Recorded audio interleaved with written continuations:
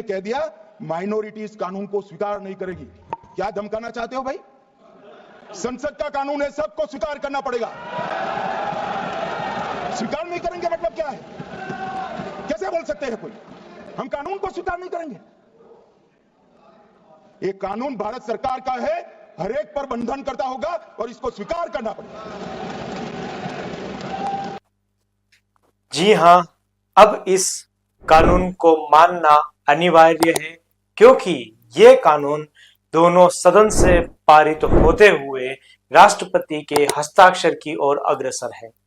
अभी ये बिल का रूप है, लेकिन राष्ट्रपति के हस्ताक्षर के साथ ही ये बिल कानून में पारित हो जाएगा।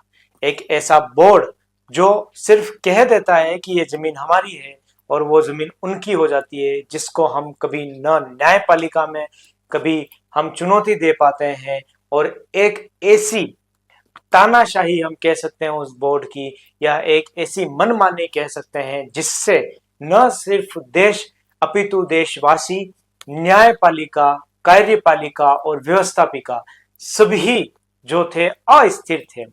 आज एक ऐसे बोर्ड का खत्म कर दिया गया है या खात्मा कर दिया गया है जिससे लंबे समय से बहुत अधिक जो लोग थे वो बहुत ज्यादा परेशान थे। मैं उसी वक्त बोर्ड की बात कर रहा हूं जिसके बारे में हाल फिलहाल में ही चर्चाओं में बना हुआ है। ये वीडियो आपको इसलिए देखना आवश्यक है क्योंकि इसमें हम वक्फ बोर्ड की एक एक बात करेंगे और हम उसी वक्फ बोर्ड की वक्त को खत्म करने की बात करेंगे। किस तरीके से ये प्रक्रिया में आता है और किस तरीके के इसमें प्रावधान थे और अभी हाल फिलहाल में नए कानून में किस प्रकार के प्रावधान किए गए हैं, उसके बारे में आज हम जानेंगे।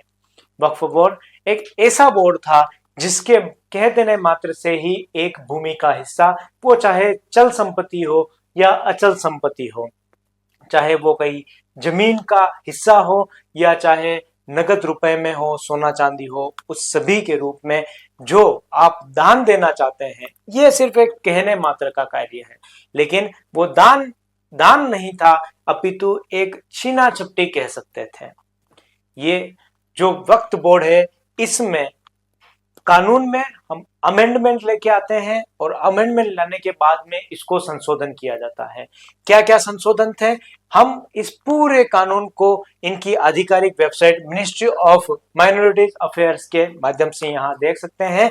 बिल्कुल स्पष्ट तौर से इन्होंने यहाँ पे डाल रखा है और मैंने अपने टेलीग्राम चैनल पर भी इसको डाल दिया है, तो आप इस वेबसाइट पर जाके स्पष्ट रूप से पढ़ सकते हैं कि इसमें क्या क्या चेंजेस हैं। उससे पहले मैं थोड़ा सा आपको इस पूरे कानून के बारे में ब्रीफ में समझा देता हूं, आसान भाषा में पूरा समझा देता हूं, तो बने रहिए हमारे साथ लास्ट तक और हम देखेंगे कि नए जो कानून आए हैं उसमें क्या क्या बदलाव हुए और पूर्व के कानून में क्या क्या थी। तो ये सारी चीजें हम देखते हैं। सबसे पहले कि ये जो वक्फ बोर्ड है, इसका पृष्ठभूमि क्या है या इसका इतिहास क्या रहा है, उसके बारे में हम थोड़ा सा देख लेते हैं। तो देखिए, ऐसा बताते हैं कि 570 ईस्वी पूर्व जो प्रोफेट मोहम्मद है, यानी पैगंबर मोहम्मद के समय खजूर के 600 पेड़ों का एक बाग था। अब यही बाग जब जो व्यक्ति था उसने प्रोफेट मोहम्मद जी को कहा कि इन खजूर के पेड़ों को क्या करना चाहिए, तो उन्होंने ये सलाह दी कि आपको मदीना के गरीब लोगों की मदद की जानी चाहिए, और ये वक्फ संपत्ति के सबसे पहले उदाहरणों में जाना गया। यानी कि वो खजूर के जो पेड़ थे वो मुसलमानों के हितों के लिए दे देने चाहिए, उनकी भलाई करनी चाहिए, उनकी मदद करने के लिए चाहिए। तो इसलिए ये पहला एक उदाहरण देखा जा सकता है। एज अतहर हुसैन और एज खालिद रशीद अपनी किताब भारत में वक्फ कानून और प्रशासन 1968 में बताते हैं कि 1206 से 1526 ईस्वी के बीच दिल्ली सल्तनत के समय भारत में वक्फ बोर्ड जैसी संस्था शुरू हुई थी। यानी कि जब सल्तनत काल था, गुलाम वंश था, लोधी वंश था, और उसके बाद में जब मुगल डायनेस्टी आई, उससे पहले जो वक्फ बोर्ड था इसका प्रचलन काफी ज्यादा हो चुका था। सुल्तान मोहम्मद गोरी या मुइजुद्दीन गोरी ने मुल्तान की जामा मस्जिद को 2 गांव वक्त के जरिए दान दिए थे, इसका एक एग्जांपल है। लेकिन जब ब्रिटिश एम्पायर आ जाता है, और यही बात सुधांशु त्रिवेदी जी ने भी जो राज्यसभा है उसमें कहा, और उनका बहुत फेमस जो स्पीच अभी चल रही है, इंटरनेट पे काफी वायरल चल रही है, उसमें भी उन्होंने ये कहा कि जब वक्फ बोर्ड, जब मुगल एम्पायर खत्म हो चुका था, शाह आलम जो लास्ट शासक था मुगल, उनके बाद में जब ब्रिटिश शासन भारत पर लागू होता है तो वो प्रिवी काउंसिल के 4 जजों ने वक्फ कानून को अवैध घोषित कर दिया, क्योंकि उन्होंने ये कहा कि अगर वक्त इसी तरीके से जो जमीनें हैं वो अपनी तरफ हड़पते रहेंगे तो हम व्यापार कैसे करेंगे, हम शासन कैसे करेंगे। तो उन्होंने इस कानून को रद्द कर दिया। इस फैसले को पलटने के लिए द मुसलमान वक्फ वैलिडेटिंग एक्ट 1913 कानून बनाया गया, और यही 1913 जो है उसी का परिवर्तित रूप हम आज 2025 में भी देख रहे हैं, जिसका जो विस्तृत रूप था वो 1995 के जो वक्फ बोर्ड था, वक्फ बोर्ड अधिनियम, उसमें पूरा देखा जाता है। लेकिन इसकी शुरुआत कब से हो जाती है? 1930 से। आजादी के बाद 1954 में वक्फ एक्ट के नाम से अलग कानून बना। कब? 1954 में की बात कर रहे हैं। 1964 में देश में पहली बार सेंट्रल वक्फ काउंसिलिंग बनाई गई थी। तो ये इसकी थोड़ी सी पृष्ठभूमि थी, और यही यहाँ पर भी लिखा हुआ है कि वक्फ की परंपरा इस्लामिक इतिहास में बहुत पुरानी है। इस्लाम में पारंपरिक काल में पैगंबर मोहम्मद साहब और उनके अनुयायियों ने समाज सेवा और धार्मिक कार्यों के लिए संपत्तियों को वक्फ किया, यानी कि एक ऐसा कानून जिसके तहत जो मुसलमान हैं उन सभी मुसलमानों का भला किया जाए, उनको हम जो गरीब मुसलमान हैं उनको सुविधाएं पहुंचाई जाए, इसके लिए वक्फ कानून ये बनाया गया था। तो यह परंपरा आगे चलकर पूरे इस्लामिक जगत में फैली, जिससे भारत भी शामिल है। भारत में वक्फ संपत्तियों की परंपरा काफी मुगल काल के समय से भी चली आ रही है, मुगल काल के पहले से भी चली आ रही है। लेकिन जब मुगल काल आता है तो यह बहुत ज्यादा बढ़ जाती है, और बादशाहों, नवाबों और अमीर लोगों ने कई मस्जिदों, मदरसों, दरगाहों और अस्पतालों के लिए जमीन वक्फ की। तो ये वक्फ जो की थी, ये मस्जिद हो सकते हैं, ये दरगाहें हो सकते हैं, ये मदरसे हो सकते हैं, और ये इनकी जो सब देखभाल करता था उसको कहते थे मुतवल्ली। यानी आप बार बार जो होम मिनिस्टर हैं हमारे अमित शाह जी, उनके मुंह से ये नाम सुनेंगे, मुतवल्ली मुतवल्ली। तो ये क्या है कि उनकी जो देख रेख करता था उसके बारे में कहा गया है। चलिए, ये तो रहा इनका एक इतिहास, लेकिन असल में ये वक्फ बोर्ड है क्या, आपको थोड़ा समझ में आ गया होगा। नहीं तो हम इसको पूरा एक तरीके से देख लेते हैं कि वक्फ बोर्ड एक सरकारी निकाय है जो मुस्लिम धर्म से जुड़े वक्फ संपत्तियों का प्रबंधन और देखरेख करता है। यानी कि एक ऐसी संस्था है जो मुस्लिम जितनी भी टेरिटरी है, यानी कि जो धार्मिक चीजें हैं, धार्मिक स्थान है, और उनके बारे में सारी देखरेख करता है। यह बोर्ड भारत में वक्फ एक्ट 1995 के तहत कार्य करता है, और प्रत्येक राज्य में इसका अलग अलग बोर्ड है। भारत में हम बात करें तो इस प्रकार के 32 बोर्ड बने हुए हैं, जो राज्य बोर्ड है 32 राज्य बोर्ड बने हुए हैं। और वक्फ क्या होता है? तो वक्फ एक इस्लामी परंपरा है जिसमें कोई व्यक्ति अपनी संपत्ति या धन धार्मिक, परोपकारी या समाज कल्याण के उद्देश्य से अल्लाह के नाम पर समर्पित कर देता है। और यही नाम संसद में बार बार गूंज रहा था कि अल्लाह के नाम पर, अल्लाह के नाम पर। अब देखिए होता क्या है कि ये जो जमीन है ना, पहले ये था कि जिसके कोई वारिश नहीं हुआ है, किसी भी मुस्लिम शासक जिसके कोई वारिस नहीं हुआ है, वो व्यक्ति स्वतः ही ये जमीन जो है उसकी चली जाती थी या वो दे सकता था। इस तरीके का प्रावधान था। लेकिन इसमें एक चेंजेस किया गया, और वही जो चेंजेस है वो जो वक्फ बोर्ड वाले सदस्य हैं वो कह रहे हैं कि इनसे इंटरफेयर है। और बहुत अच्छा चेंजेस किया गया था कि अगर कोई अगर कोई व्यक्ति नहीं है, यानी कि उसके उत्तराधिकारी नहीं है, तो उसकी जो महिला सदस्य होगी घर में या उसकी मां होगी, तो वो उस संपत्ति को संभाल सकती है, उसका अधिकार रहेगा। तो इस पर वो कह रहे हैं कि ये इसमें इंटरफेयर कर रहे हैं। लेकिन जब संपत्ति को कर सकता है, इस संपत्ति को बेचा नहीं जा सकता, यानी कि आप जो वक्फ बोर्ड की जमीन है उसको नहीं बेच सकते हैं, ना ही उसको खरीद सकते हैं, और इसका उपयोग केवल जल कल्याण के लिए किया जाता है। एक यही बात है कि आप न इसे बेच सकते हैं न खरीद सकते हैं, लेकिन एक कॉन्फ्लिक्ट आ जाएगा जिसके बाद में ये मुद्दा जो है बहुत ज्यादा बढ़ जाएगा। जैसे मस्जिदें, मदरसे, जो शिक्षण संस्था होती है, दरगाहें, अनाथालय, अस्पताल, गरीबों और जरूरतमंदों की सहायता। तो यही यहाँ पर भी लिखा हुआ है। तो वक्त आपको समझ में आ गया होगा कि किस तरीके से ये अलग अलग क्षेत्रों में कार्य करता था और किस तरीके का। अब इतना जानने के बाद लगता होगा कि यार ये तो बहुत सही चीज है कि जो धार्मिक स्थान है वो मुसलमानों के हितों में जा रहे हैं। लेकिन यही जो चीजें हैं यही आगे जाके बहुत बड़ी कॉन्फ्लिक्ट बनने वाली है, और यही जो है आगे भ्रष्टाचार का रूप लेने वाली है, और यही जो है वो आगे जाके एक सिरदर्द की तरह कार्य करने वाला है। किस प्रकार से कि वफ्त को ये था कि मुस्लिम जितनी भी जगह थी, यानी मुसलमानों की जितनी भी जगह थी जो स्वेच्छा से अपनी डोनेट करने वाले थे, लेकिन यही वक्फ बोर्ड इतना पावर दे दिया गया कांग्रेस गवर्नमेंट में इसको, पीवी नरसिम्हा राव के समय में, मनमोहन सिंह जी के समय में, 2013 के समय पर, कि उस समय वक्फ बोर्ड जो जमीन कहता, जिस पर क्लेम करता, वो उसकी हो जाती थी। दिल्ली की जामा मस्जिद, दिल्ली का लाल किला, दिल्ली का आगरा का ताजमहल, मुंबई का एंटीलिना, यानी कि जो मुकेश अंबानी का घर है वो, कुंभ में जो शाही स्नान हो रहा था यानी कि कुंभ का क्षेत्र, ये सभी पर वक्फ ने अपने जो थे उन्होंने ऑर्डर लगाए थे कि ये सारी जमीन हमारी है। तो इस तरीके से वक्फ बोर्ड बहुत ज्यादा हावी हो चुका था, जो खत्म करना आज के समय में बहुत ज्यादा आवश्यक था। देखिए, सबसे पहले हम देखते हैं कि महत्वपूर्ण वक्फ कानून कौन कौन से हैं। 1954 में सबसे पहले आया, 1913 में भी पहले आ चुका था, लेकिन हम आजादी के बाद की बात करते हैं। तो 1954 में वक्फ संपत्तियों का प्रबंधन करने के लिए राज्य वक्फ बोर्डों की स्थापना की गई, यानी कि एक सेंट्रल में होगा और उसके बाद में सभी स्टेट में होगा। फिर 1995 में आया, जो अभी तक कार्यरत था। वक्फ बोर्ड की शक्तियां बढ़ाई गई और बहुत ज्यादा कर दी गई। केंद्रीय वक्फ परिषद यानी सेंट्रल वक्फ काउंसिल, CWC का गठन किया गया। उसके बाद में 2013 जब कांग्रेस गवर्नमेंट थी, मोदी जी के आने से जस्ट पहले, तो उस समय वक्फ संपत्तियों को, अवैध कब्जे को रोकने और पारदर्शिता बढ़ाने के लिए कड़े नियम बनाए गए। यानी कि इसमें यह किया गया था कि वक्फ बोर्ड जो जमीन कहेगा वो उसकी हो जाएगी। ये अधिकार कब दिया गया? 2013 में दिया गया, क्योंकि कांग्रेस गवर्नमेंट पे पता था कि हम चले जाएंगे तो देश में कोई ना कोई तो मुद्दा ऐसा होना चाहिए या रहना चाहिए जिससे आपस में ये लोग लड़ते रहें, और राजनीतिज्ञों का कार्य ही यही होता है। अब कॉन्फ्लिक्ट कहां बनता है? तो साथियों, सबसे पहले बनता है कर्नाटक में। अब कर्नाटक में क्या दिक्कत हुई कि कर्नाटक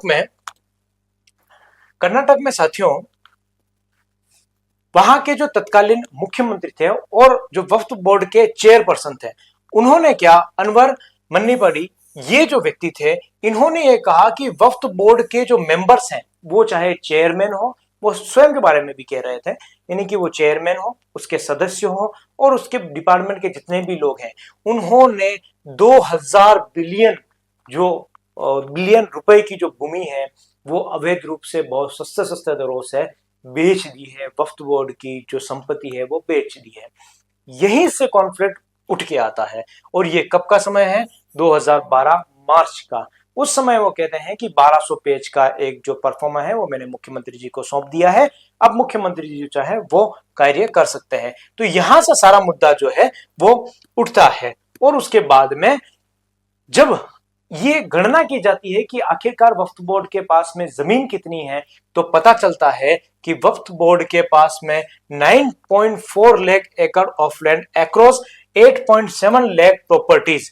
ये मतलब एक तो इतना लैंड है और 8.7 लाख प्रॉपर्टीज है, और उसके साथ में ही इनकी जो वैल्यू है वो है 1.2 लाख करोड़ की। आप ऐसा अनुमान लगाइए कि भारत में सर्वाधिक जो भूमि है वो रेलवे की है, यानी कि आप जहां जहां देखेंगे, जहां जहां रेलवे पटरी होगी, वहां वहां पर वो पूरी भूमि रेलवे की होगी। उसके बाद में जो डिफेंस है, जो रक्षा क्षेत्र है, भारत का जो रक्षा मंत्रालय है या हम रक्षा क्षेत्र कहें, उनके डिफेंस के पास सबसे ज्यादा भूमि है, सेकंड नंबर पर। और थर्ड आप जानते हैं किसके पास है? तो थर्ड सबसे ज्यादा है वक्फ बोर्ड के पास में, लेकिन उनके पास में कोई भी लीगल डॉक्यूमेंट नहीं है इतनी सारी भूमि का। तो ये कारण है कि ये बहुत ज्यादा हाईलाइट हो गया था वक्फ बोर्ड। तो यही हिंदुस्तान टाइम्स में भी छपा हुआ है, और यही अन्य जो वेबसाइट्स हैं उन पर भी छपा हुआ है, और यही लिखा हुआ है 8.7 lakh properties, third largest land owner वक्फ बोर्ड, यानी कि जो भारत का तीसरा सबसे बड़ा लैंड ओनर है वो कौन है? वक्फ बोर्ड है। इसके बाद में कॉन्फ्लिक्ट बढ़ता है, और उसके बाद में जो जगदम्बिका पाल है, जो पार्लियामेंट के यानी कि हम संसद के कहें एक मेंबर हैं, उन मेंबर्स के दिशा निर्देश में एक कमेटी बनाई जाती है, और वो कमेटी एक सुझाव देती है, और सुझाव देने के साथ 44 सुझाव देती है, और उसमें से 14 सुझाव जो थे वो मान लिए जाते हैं। ये जगदम्बिका राव है, और इनकी बदौलत उनको सेक्शन 3C में कहा गया था कि अब के बाद, मतलब जब ये पेश हो रहा है और ये पारित हो रहा है कानून नया, तब सेक्शन 3C के फर्स्ट में कहा गया था, एनी गवर्नमेंट प्रॉपर्टीज आइडेंटिफाइड और declare as a waqf wrongful property before or after the commencement of this act shall not be declaration of demand to be the Waqf property। यानी कि ये कानून बनने के बाद में जो वक्फ की प्रॉपर्टी पहले क्लेम कर चुके हैं और वक्फ जो बाद में करेगा वो सभी सरकारी भूमि होगी, यानी कि वक्फ की नहीं रहेगी। एक कॉन्फ्लिक्ट यहां बन जाता है। नेक्स्ट, उन जो नया कानून है उसमें यह कहा कि पहले सिर्फ गैर मुस्लिम्स हुआ करते थे, यानी कि सिर्फ मुस्लिम्स में भी एक विशेष समुदाय ही रहेगा, लेकिन अब मुस्लिम्स के साथ साथ में 2 नॉन मुस्लिम्स पर्सन्स रहेंगे और जो फॉर्मर जज है वो रहेंगे, और उसके साथ में जो दूसरे मुस्लिम्स हैं यानी कि जो बोहरा है वो और जो आलम खानी है, ये दोनों मुस्लिम्स जो है वो इसमें मेंबर रहेंगे। साथ में ही अगर वक्फ बोर्ड की जो प्रॉपर्टी है वो प्रॉपर्टी किस तरीके से वक्फ बोर्ड की होगी ये सभी कौन करेगा, तो डीएम यानी कि डिस्ट्रिक्ट मजिस्ट्रेट जो होगा यानी कि जिला कलेक्टर जो होगा वो ये सारा कार्य देखेगा, ये सारा कार्य देखेगा कि जिला कलेक्टर ये तय करेगा। और ये जिला कलेक्टर जो है ये किसको, स्टेट गवर्नमेंट को यानी कि स्टेट गवर्नमेंट को पहले ये लेटर भेजेगा और उसके बाद में वो तय होगा कि ये वक्फ की भूमि है या नहीं। इसके साथ में ही एक प्रावधान और कर दिया गया, यदि वक्फ अपनी भूमि को वापिस क्लेम करता है तो कोई भी व्यक्ति, पहले ये प्रावधान नहीं था कि न्यायपालिका में जा सके, कहीं सुप्रीम कोर्ट में अपील कर सके, कोर्ट में अपील कर सके, लेकिन अब 90 दिनों का उनके पास समय है, 90 से 91 दिनों का उनके पास समय है और वो क्या कर सकते हैं, अपनी प्रॉपर्टी का क्लेम कर सकते हैं, कोर्ट में क्लेम कर सकते हैं यानी कि रीट लगा सकते हैं। तो ये था इसमें। इसके साथ में ही जो नॉन गौर मुस्लिम्स होंगे, अब महिलाओं को भी, पहले महिलाओं को नहीं सम्मिलित किया गया था, लेकिन अब 2 जो महिलाएं होंगी, चाहे वो मुस्लिम्स हो चाहे गैर मुस्लिम्स हो, वो सामान्यतः हम मुस्लिम्स अधिक प्रेफर की है, तो मुस्लिम्स जो महिलाएं हैं वो रहेगी ही रहेगी। तो इतना चेंजेस कर दिया, पहले सिर्फ जो थे मुस्लिम्स ही थे, लेकिन अब मुस्लिम्स में भी दोनों बोहरा और आलम खानी मुस्लिम्स और साथ में ही नॉन मुस्लिम्स और महिला मुस्लिम्स वो सभी यहाँ पे उनको एड ऑन कर दिया गया। और साथ में ही ये भी तय किया गया कि जो डिस्ट्रिक्ट कलेक्टर होगा वो इसका सर्वे करेगा और उसके बाद में तय करेगा कि ये भूमि वक्फ बोर्ड की है अथवा नहीं। और उसके बाद में ये पूरा जो बिल है वो आता है, सबसे पहले लोकसभा में आता है, काफी चर्चा होती है, काफी बहस होती है, लेकिन अंततोगत्वा 288 यानी कि 288 वोट्स उसके फेवर में आते हैं और 233 अगेंस्ट में आते हैं। इतना घटिया बोर्ड और इतना घटिया जो वक्फ बोर्ड का कानून था, उसके बाद भी ये 232 ऐसे लोग हैं जो इसको प्रेफर कर रहे हैं और आखिरकार ये नया जो कानून है इनके अगेंस्ट में रहते हुए भी 288 वोट्स फेवर में पड़े और ये लोकसभा से पारित हो गया। लोकसभा से पारित होते ही ये गया राज्यसभा में और राज्यसभा में भी ये 128 वोट के साथ में 121 वोट इसको पारित होने के लिए चाहिए थे, लेकिन 128 वोट जो थे इसके फेवर में पड़ते हैं और 95 इनके अगेंस्ट में आते हैं और वक्फ बोर्ड जो है वो पारित हो जाता है, यानी कि वक्फ बोर्ड पास हो जाता है। लोकसभा से भी पास हो गया, राज्यसभा से भी पास हो गया और आखिरकार जो वक्फ बोर्ड है वो कंप्लीट होके राष्ट्रपति के पास साइन करने जा चुका है। और जो 1995 का वक्फ बोर्ड का अधिनियम था वो खारिज होता है और 2025 का जो वक्फ अमेंडमेंट एक्ट है, संशोधनात्मक एक्ट है, वो फिर आ जाता है और भारत में लागू होने जा रहा है। तो ये था आज का सेशन साथियों, कैसा लगा कमेंट बॉक्स में जरूर बताइएगा। वक्फ बोर्ड के बारे में आपकी क्या राय है वो भी कमेंट बॉक्स में जरूर बताइएगा। मिलते हैं एक अगले करंट इश्यू पर। मैंने आपको कहा था कि समय समय पर जो जो करंट इवेंट चलते रहेंगे या करंट इश्यूज चलते रहेंगे उनके बारे में हम अपनी जो राय है वो रखेंगे और साथ में बात करेंगे, चर्चा करेंगे और आसान भाषा में उसको समझने का प्रयास करेंगे। बहुत जल्द मिलते हैं एक अलग टॉपिक के साथ में। नए हैं तो सब्सक्राइब जरूर कर लीजिएगा। तब तक के लिए धन्यवाद। खुश रहिए, मस्त रहिए, मुस्कुराते रहिए। जय हिंद।